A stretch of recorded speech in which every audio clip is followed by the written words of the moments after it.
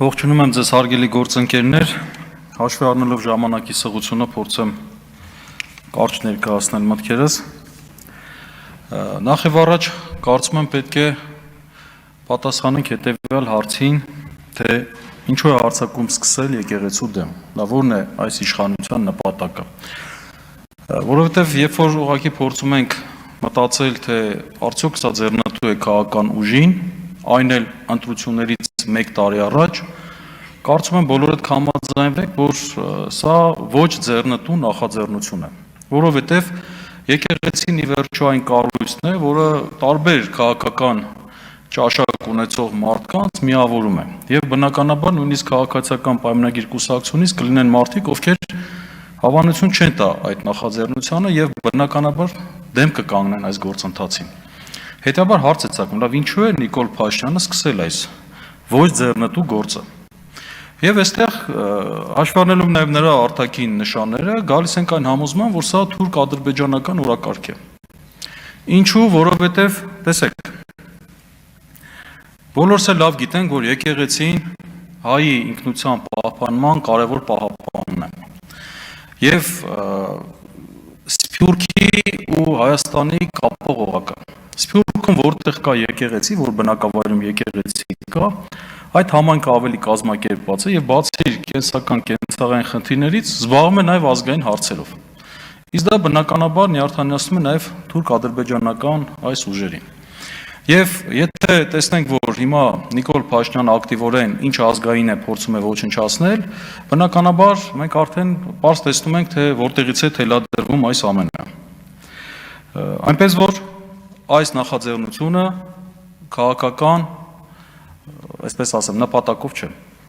Երկրորդ, ով է հանդես գալիս բարեփոխման դիրքերից։ Սա շատ կարևոր հարց է, այսինքն ով է այն բարի հովիվը, որը ուզում է բարեփոխել եկեղեցին։ Հիմա եթե օրինակ Ալիևը հանդես գա այն նախաձեռնությամբ, որ Հայաստանի բանակը մարտունակ չէ եւ փորձի բարեփոխել մեր բանակը, արդյոք մենք հավատալու ենք Ալիևի այդ հայտարարություններին եւ առաջարկներին։ Պարզ է, որ չենք հավատալու։ Հիմա Նիկոլ Փաշինյանը, որը ուզում է եկեղեցին բարեփոխել, ինչ որակներ ունի։ Արդյոք նա հենց այդ անձն է։ Երբ որ նայում ենք իր կենսագրությանը, հասկանում ենք, որ այս անձը մկրտվել է 2007 թվականին 32 տարեկան հասակում։ Իր ամուսնությունը եկեղեցական կարգով չի կատարել։ Իր ամուսնությունը նույնիսկ պետական գրանցման չի ենթարկել, ժողովրդական լեզվով ասած ԶԱԳՍ-ով։ Եվ իր, այսպես ասած, պատարակներին մասնակցության այդ նախանձախնդրությունը երբեք ցույց չի տվել մինչև բարեփոխիչ դառնալը։ Հիմա այս անձը արդյոք իրոք այն բարի հովիվն է, որ ուզում է եկեղեցին բարեփոխել։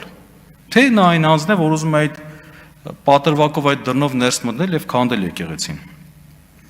Եվ այստեղ մի կարևոր բան էլ կա, մեզ Աստվածաշունչները սովորեցնում է, ասում է ծառը ճանաչեք պտղից։ Բնականաբար մենք չենք կարող նաեւ նրա մեթոդները հաշվի չառնել։ Ինչ մեթոդներով, ինչ միջոցներով է նա այդ բարեփոխման ծրագիրը իրականացնում։ Տեսեք, ներխուժում է ծիսական կյանք, եկեղեցու ներքին կյանք, նույնիսկ պատարակի բովանդակությունն է փորձում աղճատել, խորհուրդ է տալիս, որ եկեղեցու մեջ ծեսի ժամանակ բողոքի ձայն բարձրացնեն, որը ուղղակի ծեսի կատարման խոչընդոտում է եւ քրեականացված է, անհարգալից վերաբերմունք է դրսևորում, վեհապար հայրապետի նկատմամբ անուն է տալիս իբրև հոգևոր հանգամանք հաշվի չի առնում, մոռանալով նաեւ, որ նա վարչապետ է եւ իր պետության օրենքներով վեհապար հայրապետի անձնագրով անունը Գարեգին Բ. Ներսիսյան է։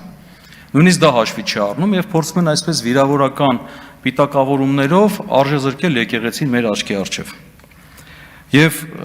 երբ որ նրա գործիքներն էլ նայում ենք, ինչ են անում, նա առաջացնում է պառակտում առաջին։ Երկրորդ քաոս է ստեղծում, իսկ Աստված կարգ ու կանոնի կողմն է, եւ երրորդ առաջացնում է հուսահատություն։ Լրիվ այս մեթոդներն է, որ նա կիրառում է։ Երրորդ, արդյոք այս արշավը կաթողիկոսի դեմ է, թե եկեղեցու։ Սա էլ շատ կարևոր թեզ է եւ իշխանությունը այսօր մանիպուլատիվ ձևով փորձում է սա ներկայացնել իբրև անձի դեմ ուղղված արշավ։ Մինչդեռ դա այդպես չէ, որովհետեւ եթե մենք դիտարկենք այս իշխանության գործելակերպը եւ կտեսնենք, որ կաթողիկոսը իրականում զուտ օգտագործվում է հենց մարդկանց մոլորեցնելու համար, որովհետև կաթողիկոսը ինչ կապ ուներ օրինակ հայ եկեղեցու պատմության առարկան կրթական ծրագրից հանելու հետ։ Կաթողիկոսը ինչ կապ ուներ հոգևոր ծառայությունը վերացնելու, լուծարելու մեջ։ Կաթողիկոսը ինչ կապ ուներ եպիսկոպոսներին, քահանաներին հալածելու հետ։ Եվ այս պարագայում ուղղակի մենք համոզվենք, որ խնդիրը իրականում եկեղեցին է, որովհետև ինչպես արդեն առաջի հարցադրման ժամանակ նշեցի, իր պատվիրատուների նպատակն է եկեղեցու մեջքը ջարդել։ Մի բան էլ կուզենայի ասեի հաշվի առնելով ժամանակի սղությունը, եկեղեցու ներքին գործելու միջամտելու իրավական արգելքի մասին խոսվեց, պարոն Հարությունյանն դա մանրամասնորեն նշեց, եւ մեր ներպետական օրենսդրությունը եւ մարդու իրավունքների եվրոպական դատանը ուղղակիորեն արգելում են խառնվել եկեղեցու ներքին գործերի մեջ։ Տեսեք, պարզ օրինակով դա կարող ենք հասկանալ։ Եթե պետությունը կարողանա միջամտի եկեղեցու ներքին գործերին, ապա եկեղեցու բոլոր սպասավորներն պետք է դատապարտի, ընդ որում քրեական պատասխանատվության ենթարկի։ Սահմանադրությամբ երաշխարված խտրականության արգելքի սկզբունքը խախտվում է։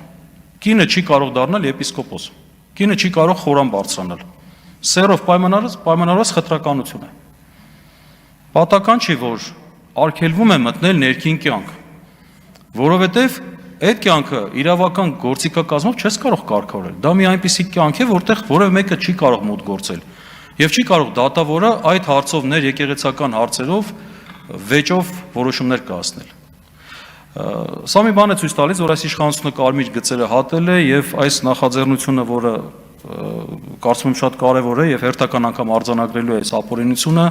ողջունել է, ինչի համար շնորհակալություն եմ հայտնում։ Շնորհակալություն, պարոն Զոհրաբյան։